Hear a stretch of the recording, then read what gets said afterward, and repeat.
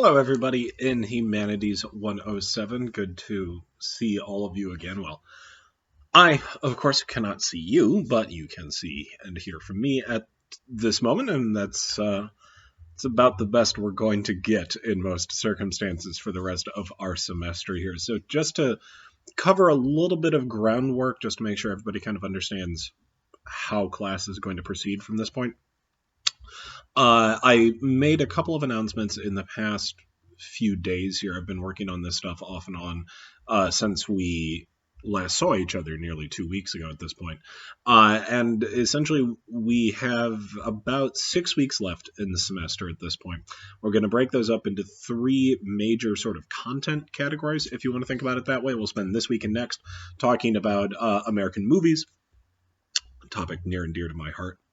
The week after that, and the 2 weeks after that, we'll talk about television in American popular culture, and we'll finish the semester talking about new media, which is to say online culture and communication. So those will be the 3 major issues in pop culture studies that we'll try to dig through in this last month and a half of the semester. There's readings, I should say. You will be reading the writings of many accomplished thinkers and authors.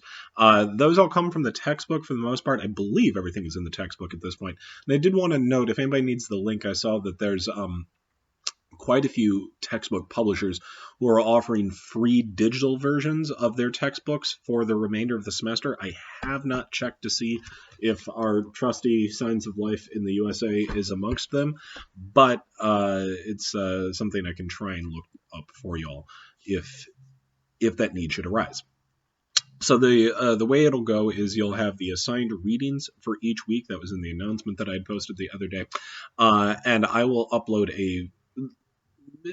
typically 1 or 2 video lectures per week, usually running in the 10 to 20 minute range would be my guess. And those will kind of summarize my major thoughts and takeaways from these readings, as well as kind of posing questions for all of you. In order to replicate the back and forth that we had in the classroom, will create going forward for this week and going forward discussion boards on Brightspace.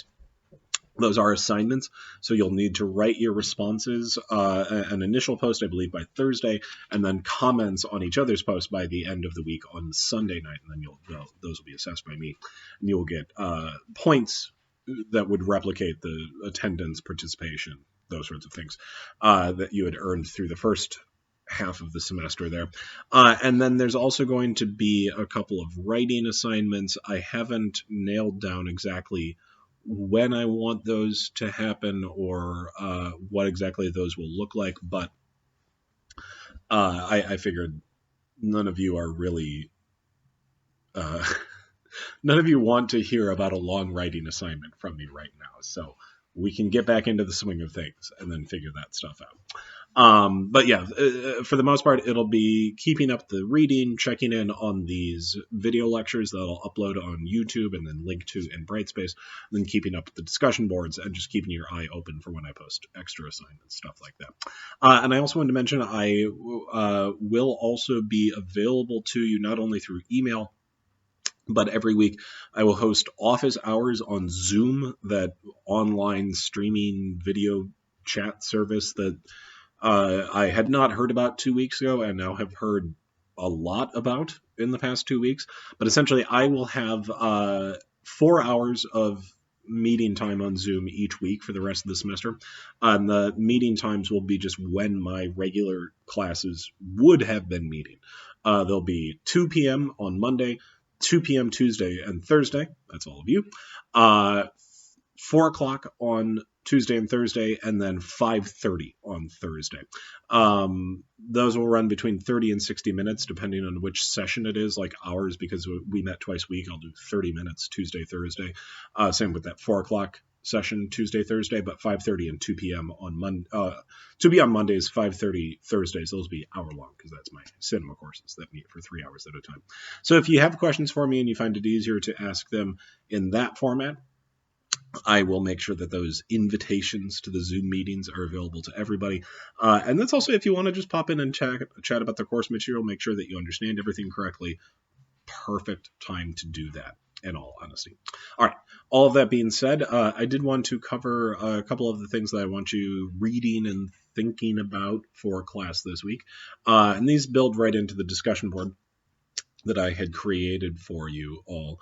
The first of them is just I know it's been a couple of weeks and the world has changed very dramatically and very suddenly since we had first watched that movie, but I do want your reflections on Sorry to Bother You.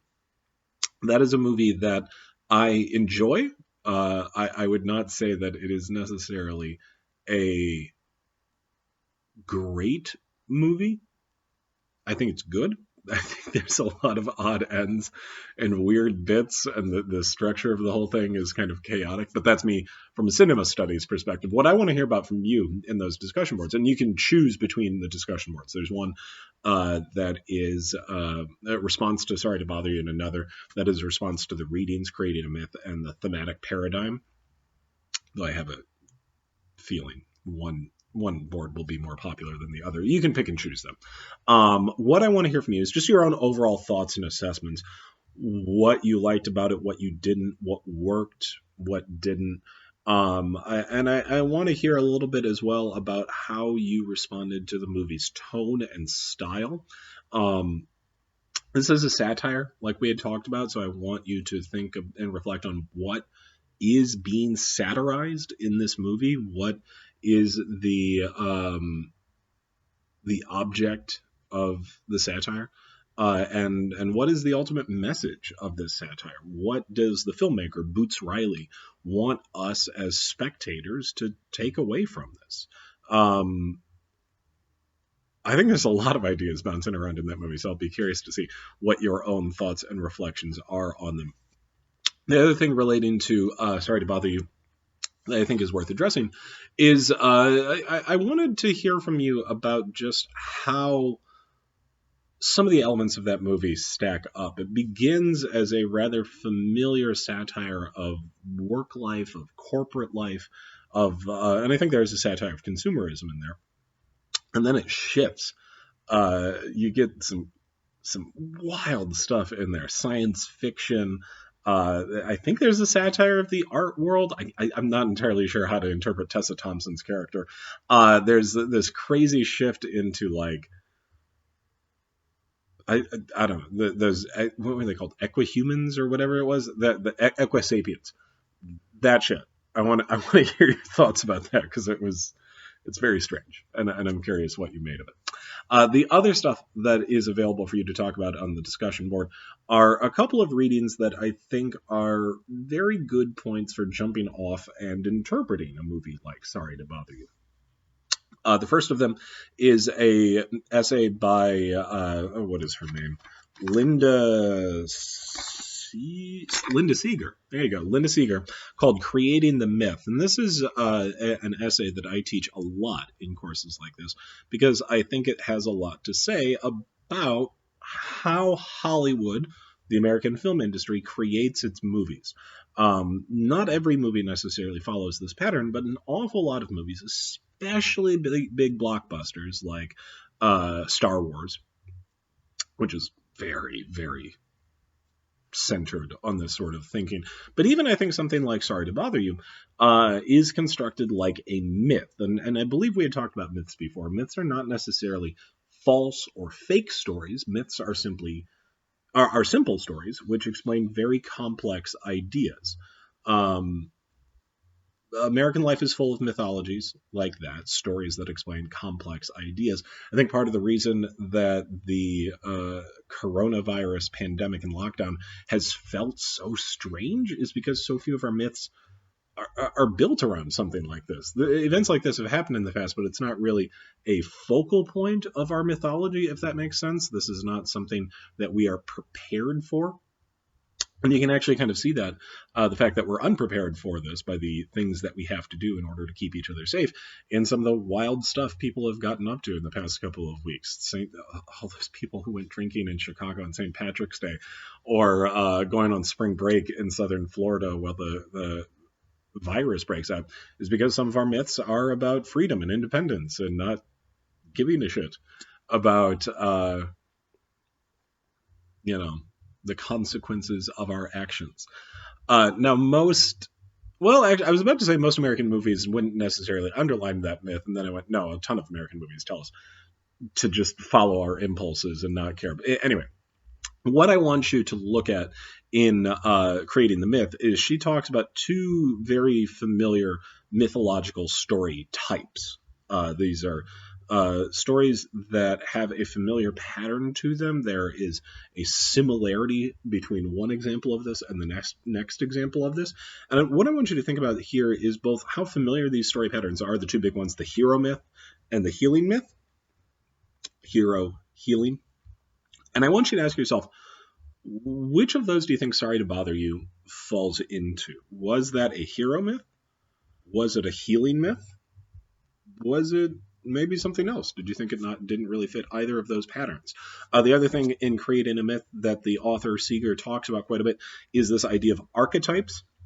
These are characters that are so familiar to us that they can change names but still basically be the same character. Probably the most familiar version of this is the old wise man, just an older male father figure who is wise, who is experienced, and who provides a helping hand to our hero, especially at the early stages of the myth. Gandalf from Lord of the Rings, Dumbledore from Harry Potter, Obi-Wan Kenobi from Star Wars. All of these are the old wise man archetype. You find that type everywhere, especially in hero myths. Was there an old wise man in Sorry to Bother You?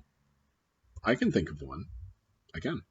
Were there other archetypes that you knew? Tessa Thompson's character.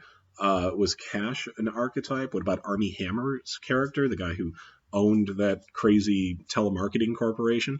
The reason it's interesting to think about archetypes is because these are familiar mythological building blocks. A story that has an old wise man is relying on our familiarity with old wise men in other movies. And so if there was an old wise man in Sorry to Bother You, and there was, it is his presence there is both serving a purpose in the story. He propels Cash along his route, as it were, but he also is there to provide a contrast, a satirical contrast with what we expect from old wise men in myths. Okay, so that's an interesting thing to think about there. The other thing I want us to think about from the other reading, the Thematic Paradigm, is this idea that American culture has a lot of contradictions. We've talked about that plenty of times. Contradictions that are irresolvable. One of the ones that you see a lot in movies is the way that movies tend, especially mythological movies, they tend to try and resolve conflicts that don't have a resolution. The example I know best, and I think we'll talk about this a little bit more next week, is Westerns. That's what I wrote my master's thesis about. But Westerns, in a lot of ways, are about uncivilized men bringing civilization to wilderness. So it's all about resolving the contradiction between a wild place and a civilized place, and also the contradiction between a savage man in some ways and a civilized man in other ways. Oftentimes the outlaw brings civilization to the wilderness and then is cast out of civilization because he's an outlaw. That's a mythological story, right?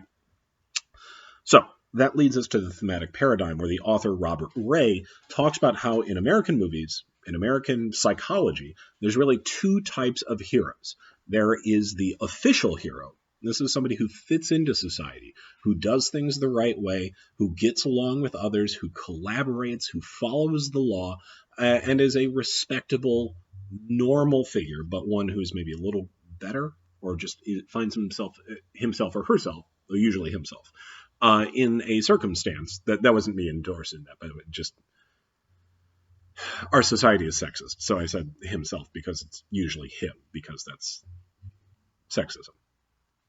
But the official hero is one who has a place in society.